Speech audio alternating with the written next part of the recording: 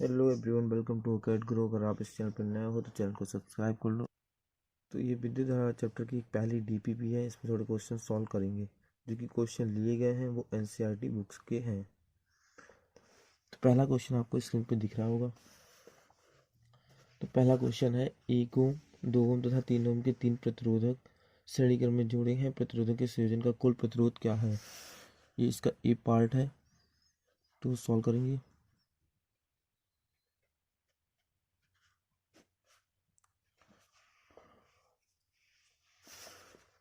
ए part दे रखा है 3 प्रतिरोध, 1 ओम, 2 ओम और 3 ओम। श्रेणीक्रम संयोजन क्या होता है? एक पहले प्रतिरोध के दूसरे सिरे को दूसरे प्रतिरोध के पहले सिरे से, दूसरे प्रतिरोध के दूसरे सिरे को तीसरे प्रतिरोध के पहले सिरे से जोड़ते हैं। ऐसा संयोजन होता है, वो कहलाता है श्रेणी क्रम। तो ये क्या है हमारा? देखा 1 ओम, इधर का 2 ओम, इधर का 3 ओम। संयोजन ज्ञात करना है आर इक्विवेलेंट। तो आर इक्विवेलेंट क्या होता है? R1 plus R2 plus R3 श्रेणी क्रम के लिए। तो हो जाएगा 1 2 प्लस 3। तो 1 और 2, 2 और 1 3 और 3 6, 6 ओम आ जाएगा आर इक्विवेलेंट।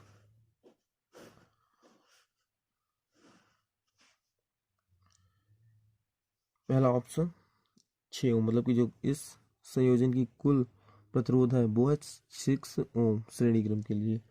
फिर दूसरा इसी का पार्ट दे रखा है कि यदि प्रतिरोधक का संयोजन नगण्य आंतरिक प्रतिरोध वाली एक बैटरी 12 वोल्ट से जोड़ दिया जाए तो प्रत्येक प्रतिरोधक के सिरों के बीच विभवांतर ज्ञात कीजिए। मतलब कि इसके बीच अगर जोड़ दी जाए बैटरी 12 वोल्ट की, तो इसमें से क्या, ये पॉजिटिव टर्मिनल, ये नेगेटिव टर्मिनल। पॉजिटिव टर्मिनल को बड़ी लाइन से प्रदर्शित करते हैं और नेगेटिव को छोटी से। आई करंट जाएगा और ये आई करंट इधर से निकल आएगा। जो कि अपने लोगों ने देखा था कि करंट जो कि इस सर्किट में पूरा आई ही होकर जाएगा, तो ये करंट सेम रहेगा, लेकिन जो विभव होगा वो होगा प्रतिरोध के अनुसार। हर एक प्रतिरोध के सिरे पर अलग अलग।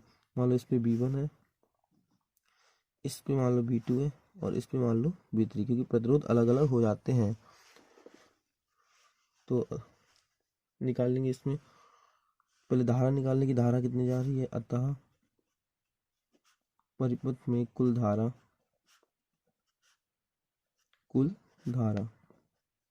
तो धारा के लिए क्या होता है? I बराबर V अपॉन R। तो V कितनी है? 12 वोल्ट की बैटरी। R कितना है? 6 ओम टोटल प्रतिरोध। क्योंकि यहाँ पे टोटल प्रतिरोध के लिए देखें, क्योंकि बैटरी का जो टोटल पोटेंशियल लाइन की विभव है 12 वोल्ट है और प्रतिरोध 6 से डिवाइड करेंगे तो आएगा 2 एम्पियर।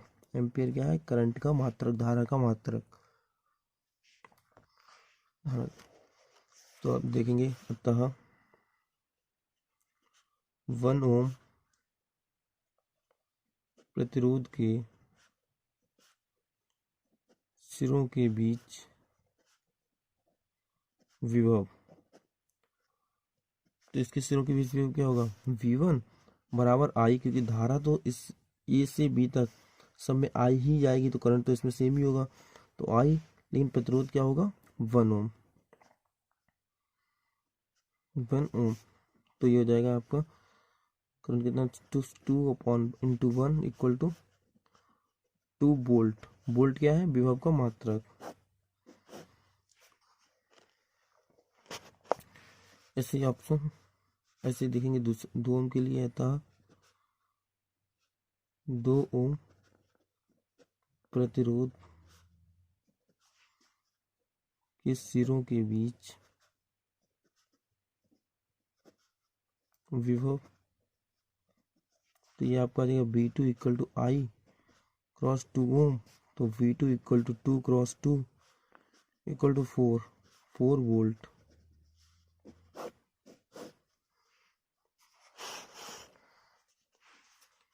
इसे देखेंगे। अतः 3 ओम प्रतिरोध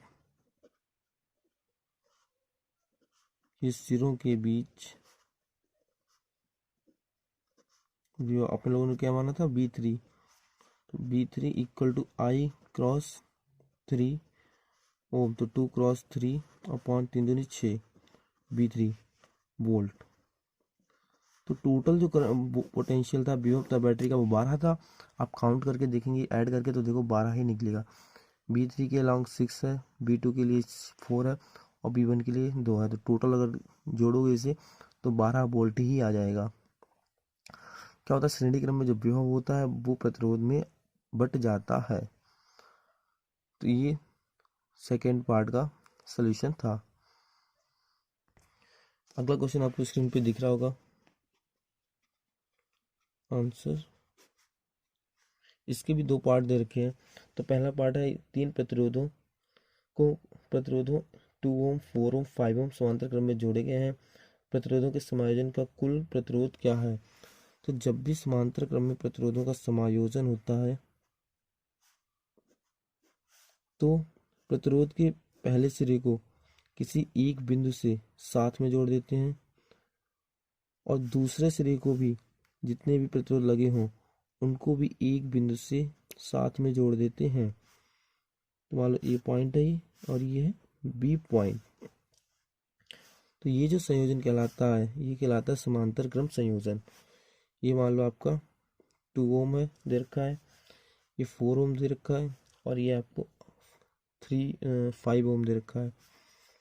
तो इसका संयोजन निकालेंगे तो R अपॉन R इक्विवेलेंट, जो कि अपन लोगों ने फॉर्मूला देखा था, R1 upon R2 plus 1 upon R3।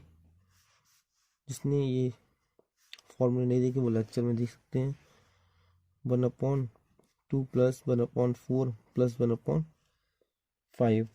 तो यहाँ पे जो एलसीएम आ जाएगा वो आपका आ जाएगा 20। तो हो जाएगा 2 दसावन 20, 4 पंजे 20, 5 चौक 20। तो ये हो जाएगा 19/20 इक्वल टू 1/R इक्विवेलेंट। यानी कि R इक्विवेलेंट निकालेंगे तो ये पलट जाएगा, तो R इक्विवेलेंट आ जाएगा 20/19। तो ये आपका आ गया आंसर पहले का ए का। ये कुल प्रतिरोध बताना था। फिर बोला है कि अगर बैटरी जोड़ दी जाए, प्रतिरोधों का संयोजन सेकेंड पार्ट है जी। यदि यदि प्रतिरोधों का संयोजन करने आंतरिक प्रतिरोध वाली 20 वोल्ट की बैटरी, तो बैटरी अगर 20 वोल्ट की जोड़ दोगे तो ये पॉजिटिव भी नेगेटिव। तो प्रत्येक प्रतिरोध में प्रवाहित होने वाली धारा का मान ज्ञात कीजिए। बैटरी से ली गई कुल धारा का मान ज्ञात कीजिए। तो यहाँ से 20 वोल्ट की बैटरी है और यहाँ से जो करंट जाएगा वो आई जाएगा तो यहाँ पे हो जाएगा I1। क्योंकि यहाँ पे देखो 3 सर्किट दे रखे हैं, 3 सर्किट में कुछ ना कुछ धारा अलग अलग जाएगी। तो इसमें मान लिया I1 जाएगी, इसमें मान लिया I2 जाएगी, इसमें मान लो I3 जाएगी। ठीक है, लेकिन और फिर इससे जो निकलेगी वो I1 I2 I3 और फिर इससे I, क्योंकि यहाँ से 3 पार्ट में डिवाइड हुई, यहाँ पे 3 पार्ट मिल जाएंगे और I बन के निकल जाएगी धारा। लेकिन इसमें क्या होता है, जो विभव होता है वो सभी के लिए समान होता है, लेकिन धारा अलग अलग। समांतर क्रम में विभव समान होता है, धारा अलग अलग, और वही श्रेणी क्रम में विभव अलग अलग होता है और धारा समान। तो बी वाले पार्ट से सॉल्व करेंगे। प्रतिरोध पहला कौन सा, 2 ओम, फिर जी आपका 2 ओम 4 ओम 5 ओम। प्रतिरोध 2 ओम में धारा, प्रतिरोध 2 ओम में धारा, तो धारा कितनी आएगी, I1/B/R1। तो बी कितना है 20 वोल्ट अपॉन 2 इक्वल टू कितना आएगा 10 एम्पियर। इसी प्रकार प्रतिरोध 4 ओम में धारा, तो ये आ जाएगी I2 equal to B/R। R2 मान लो इसे 4 ओम को, या फिर सीधे 4 लिख देते। मान लो R1 है, ये R2 है, ये R1 है। तो यहाँ पे 20/4 4 ये आपका आ जाएगा 5 एम्पियर। फिर आपका प्रतिरोध R3 से मान लो 5 ओम दे रखा है, में धारा, तो 5 ओम में धारा कितनी हो जाएगी, I3 बराबर V/R3 इक्वल टू 20 ये आपका आ जाएगा 5 इक्वल टू, कैंसिल करेंगे तो 4 एम्पियर। तो इसके लिए जो धारा आ जाएगी वो हो जाएगी 4 एम्पियर। तो यानी कि इस सर्किट दे रखे हैं I1 मतलब कि इस 2 ओम के प्रतिरोध में जो धारा जा रही है वो जा रही है 10 एम्पियर, 4 में जा रही है वो 5, और 5 ओम में जा रही है वो 4 एम्पियर जा रही है। इसका मतलब इसे देख भी सकते हैं कि जिसमें प्रतिरोध ज़्यादा होगा, प्रतिरोध क्या है, धारा को जो विरोध करता है जाने से, तो जिसमें सबसे कम धारा होगी उसमें सबसे ज़्यादा करंट जाएगा। तो इस तरीके से इसको सॉल्व कर सकते थे। फिर ये भी पूछा है इस क्वेश्चन में कि कुल बैटरी से कितनी धारा ली, तो देख लेंगे बैटरी से ली गई कुल धारा, कुल धारा, तो I जो कि धारा ली थी वो किसमें, I1 plus I2 plus I3 में बट गई थी। तो I1 कितना है 10 एम्पियर, I2 कितना है 5 एम्पियर, और ये 4 एम्पियर, तो टोटल कितनी हो जाएगी 19 एम्पियर। तो बैटरी से कुल जो धारा ली गई है वो ली गई है 19 एम्पियर। अगला क्वेश्चन जो कि आपको स्क्रीन पे दिख रहा होगा, तो इसमें दे रखा है आंसर 3 लिखना है। तो इसमें देख, कमरे के ताप 27 डिग्री सेल्सियस पर किसी तापन बस तंतु का प्रतिरोध 100 ओम है। प्रतिरोध का मात्रक होता है ओम। यदि तापन तंत्र का प्रतिरोध 117 ओम हो तो इसका ताप क्या होगा। प्रतिरोधक के पदार्थ का ताप गुणांक दे रखा है। मतलब अपने को जो सूत्र पता है वो क्या होता है, RT बराबर R0 1 plus alpha delta T. Delta T ताप होता है, अल्फा होता है जो कि ताप गुणांक होता है R0 यानी कि 0 डिग्री सेल्सियस पर प्रतिरोध, यानी कि जो भी आपको इनिशियल में दे रखा हो, जो भी आपको इनिशियल में दे रखा हो, तो मतलब RT जो दिया है RT आपको दे रखा है 117, मतलब जो टेम्परेचर को बढ़ाया 117 में, यानी कि प्रतिरोध बढ़ा होगा। और जो शुरू का R0 दे रखा है, यानी कि या फिर 27 डिग्री सेल्सियस पे बोल दें, जो कि ये है आपका